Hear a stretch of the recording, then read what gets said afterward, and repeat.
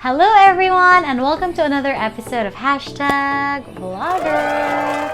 For today's video, I will be doing another haul, but this time around, it's a little different from my past hauls kasi yun sa mga dati kong haul, mga damit, clothing, mga undergarments, yung mga hinol ko. But this time, I will be doing an accessories haul.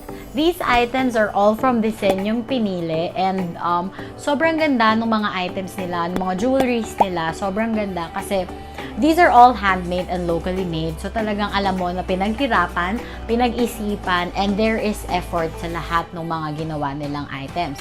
So if you guys are interested and if you guys want to know more and check out what's inside this box, please keep on watching.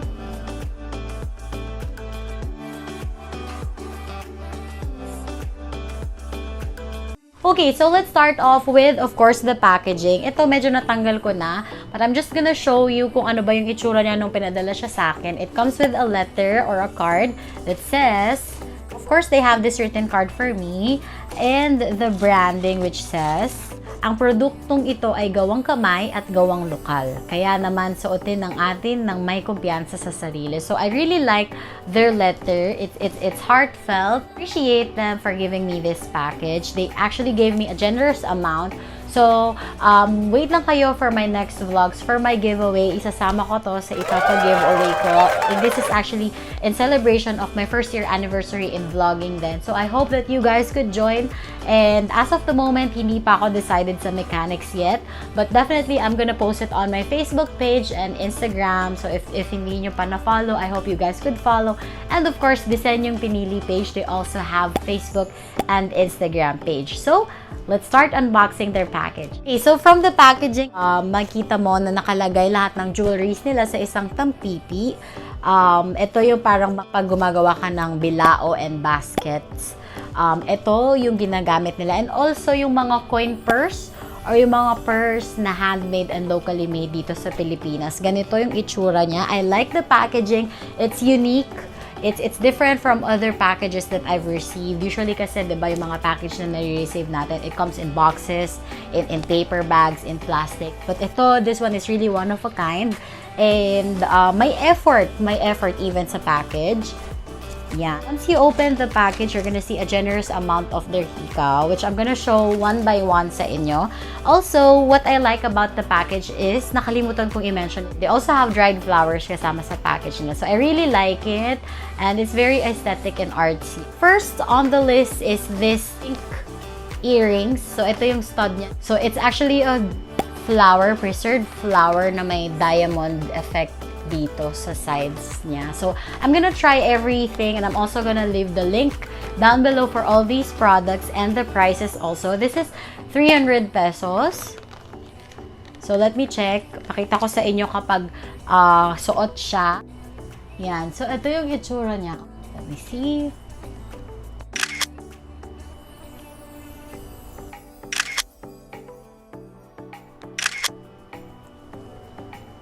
I like it. So, ito yung unang hikaw that I tried. And sobrang unique ng design niya. And the shape, I don't understand kung anong shape siya. But it's really nice kasi hindi mo siya makikita sa kahit anong local stores or even sa mga jewelry stores dito sa Pilipinas. But this is it. The next one would be this one. Ito. Sobrang ganda niya kasi parang ito lang din siya. Pero iba yung shape. Siyang shell. Something, para siyang kabibe, tapos may stud din siya na bilog dito. Ganda pa sa mga earrings nila is that lahat ng mga earrings ay bendable kasi nga it's preserved and handmade. So yan, as you can see, ayan no, medyo nabebend. Lambot and hindi siya mukhang madaling masira. Hindi siya parang yung masisira agad na bendable. Yan. Try ko na nga din sa other ear para mas ma-appreciate. Sobrang nice lang ng mga hikaw nila kasi pwede mo siyang iterno-terno. Like for example, you want to wear white, pwede rin. Kapag naka-jeans ka and naka-formal, pwede rin. So, ayan siya. Pwede mo siyang i-style the way you want it. Ayan. Pero ito yung next hikaw kapag suot.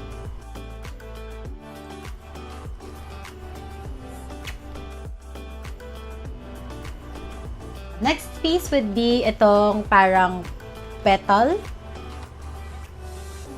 na design. So, yan siya. It comes in an oval stud, tapos nandito yung petal niya. Ayan. So, kulay pink. Ooh, this one I like. Simple lang, but it looks elegant. Hindi siya mukhang cheap kapag suot. Actually, I feel that you can wear this anytime. Like, kapag aalis ka lang, and if you have like an event, pwede rin siyang suotin, feeling ko. So, ayan. Any type of hairstyle, pwedeng ganyan. Pwede kang nakalugay, pwede kang naka-curls, pwede rin. If you want na naka-curls. Yeah, I like it. Color pink, and I love pink. Next one is this bracelet. Ooh! They also gave me some bracelets, which are really, really unique. And it comes in different colors. Looks like this. Let me show you. And tapos meron siyang parang pearl sa gitna. So let me wear it. This hand. Looks nice. I like it. Hindi siya, again, hindi siya cheap tignan. Diba? Kahit na beads lang siya na pinagsama-sama, it looks really nice. And parang medyo nauuso rin kasi yung mga ganitong beads ngayon, yung makulay, but at the same time, meron siyang parang isang piece dito. It looks dainty. Ooh! So, as you can see, ayan yung sun. Parang sun naman siya. Tapos, mas evident yung pagka-color blue na tong bracelet na to compared dito. But let me try this on my other arm. Yan siya. It looks good. I think I like this blue one also. I like this. Siguro dahil parang terno, medyo terno siya sa suot ko. But I really like that meron silang parang symbol or meron silang bead dito na sun.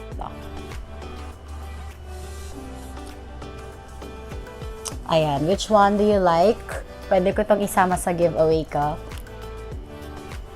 Pili kayo, which one do you like? The blue one or ito? Very affordable, and at the same time, you get the design that you like. Kasi, ang maganda kay Disenyong Pinili is that they also customize. So, whatever design that you like or kung ano man yung peg mo, you can always tap them and collaborate with them if ever that you want something for your wedding, for your events, for giveaways, pwede rin. Next one that I'm gonna try is this one. Ayan, meron siyang parang glittery effect kapag medyo tinututok mo siya ng ganyan. Ayan, even kapag tinignan mo siya up close. So, I like this kasi 2 layers lang siya of circle earrings. So, I like this kasi pwede siya talaga kapag meron kang mga events. Pwede mo siyang gamitin anytime you want. Ooh, this is really nice. Medyo parang pareha sila nung impact nitong parang shell na shape. But ito is mas malaki, mas kita siya, and a little heavier than this one. Ito kasi hindi kasi sana yung ears ko sa heavy, kaya mga stud lang madalas yung earrings ko. Ayan, ito mga earrings ni Disenyong Pinili, sobrang perfect niya kapag meron kang events, and gusto mong i-style yung sarili mo. Say for example, meron kang mga wedding parties, or wedding events na pupuntahan, birthday parties.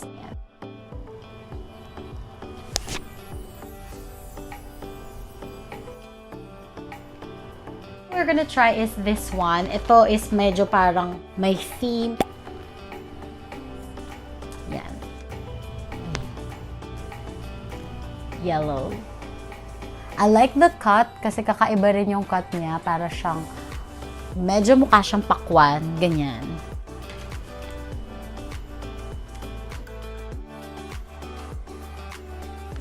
Ito medyo kakaiba kasi hindi ako nagsusuot talaga ng hoop earrings. Ayan. Feeling ko kasi hindi bagay sa akin yung mga hoop earrings na ganito. But let's see. Ano naman yung hoop earrings nila? Pero parang feeling ko may binabagayan talaga siya, nalaglag. And feeling ko hindi siya bagay sa akin. Ayan. Feeling ko ito, katerno niya yung bracelet. Ito, makulay din kasi siya. And, or ito, feeling ko terno sila. This is worth 350 pesos. Yan, let me see. Sobrang ganda ng mga items nila. And the good thing is that, ang lambot, hindi siya heavy pag sinuot mo. Kasi may mga hikaw na super ganda, but at the same time, mangangala yung tenga mo, ganong level. Yan. Ooh, I like this! It's really nice. Parang, bagay lang. Kala ko nung una kasi just by looking at it, parang ang haba. Kasi ayan siya, oh. The flower is this one. Ito siya. Tapos meron parang konting pa bling-bling dito. Para lang siyang kasing haba ng hair ko. Ganyan. Love it. Bagay siya sa outfit ko today. Ikaw, but make it fashion. Ganyan. I like it kasi yung pagbagsak ng flower niya, it doesn't look bad at all. Maganda pa rin siya tignan kahit nakaganyan. Ayan. Even sa malayo, ganyan siya. Pak. Pwede rin kang magganyan, mag-ponytail, half, tapos ilaylay mo lang yung other parts ng hair mo dito. Fashionable. Yan, matibay. Sobrang matibay. I tried it already many times.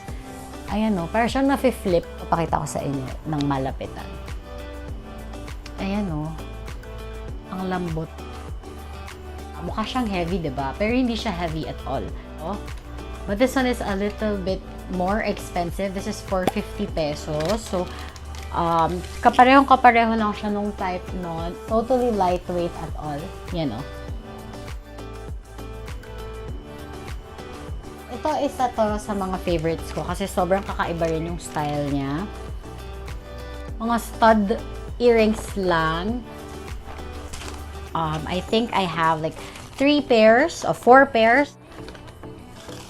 Yung isa, pinag-custom ko siya.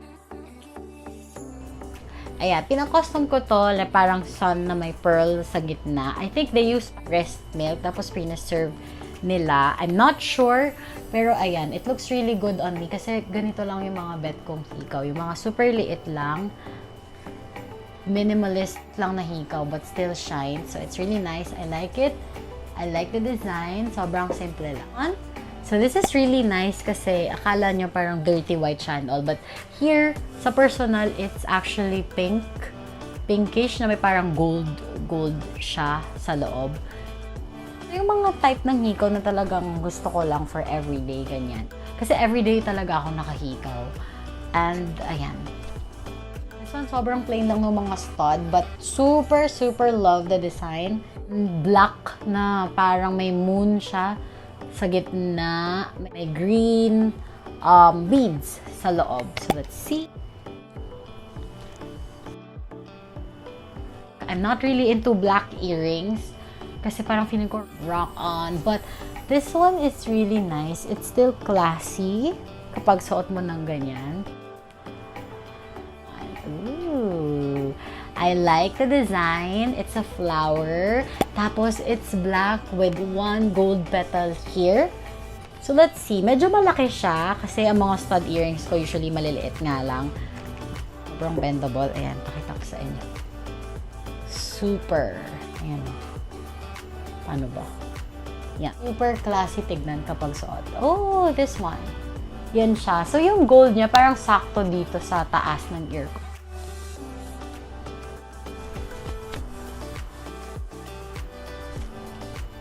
Ito, this one is really nice. Another pearl with a diamond stud here.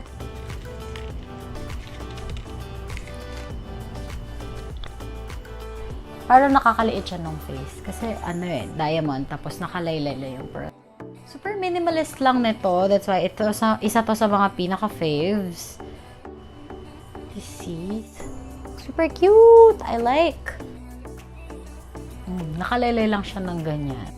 It's really nice. On the other side. Tapos any hairstyle is okay. Like it.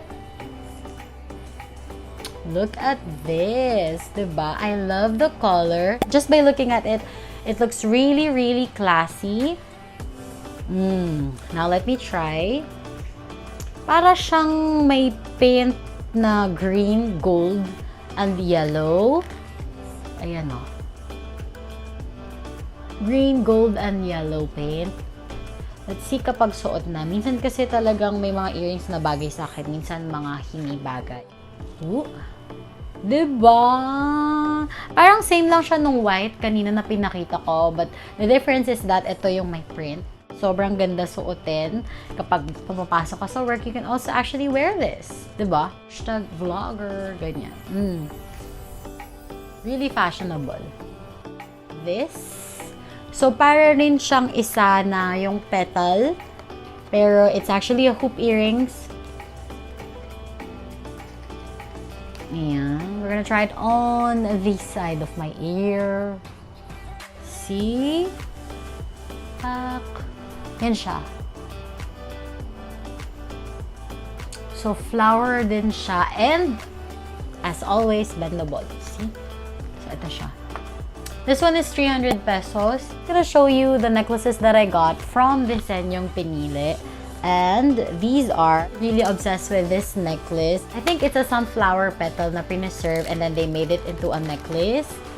So yeah, let me show you guys when worn. This is actually 350 pesos. See, I'm gonna try to wear it, what it looks like on my neck. I'm gonna take off my earrings para mas ma-appreciate niyo yung itsura ng necklace.